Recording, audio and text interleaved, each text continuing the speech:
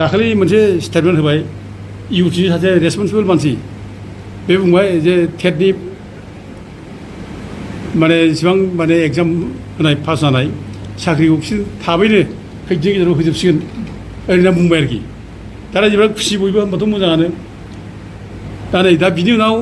सप्ता खनसे उनाव आरो जोंहा माने बिटिसिनि मानगोनां इएम रबिराम नार्जारिया होनबाय ना टेटनि जायनाखि माने एग्जामाव पास टेट एग्जामाव पास जानाय बिसोरनो जों दानो साख्रि होनो हाया होनना बुंबाय दाना बे हाइकर्टनि माने माबा दं डाइरेक्सन दं केस दं हाइकर्ट केस दं सुप्रिम कर्ट केस दं ओरै होनबाय आरोखि दा बे रोखोम जुदि माने माबा दङब्ला अब्ला जोंहालाय बोरैथो माने सासे इउथ्सनि लिडारा बेखौ रिन्जय बर' होदों आरोखि दा इउथ्सनि लिडारा मारै बिदि बुंनो हाखो बेथ' डिसिप्लिन गैयि जायाखै होनबा बे नोंगौ आदै दाउला देख्रेब नोंथाङा थिगखौनो बुंदों बिपिएफ हान्जाया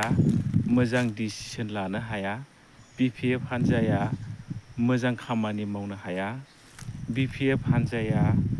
मोजां बुस्थुफोरखौ नायनो हाया रायजो राजा नोंथांमोन आदै दाउला देख्रेबा सैथोखौनो बुंखादों बिथाङा एसे दा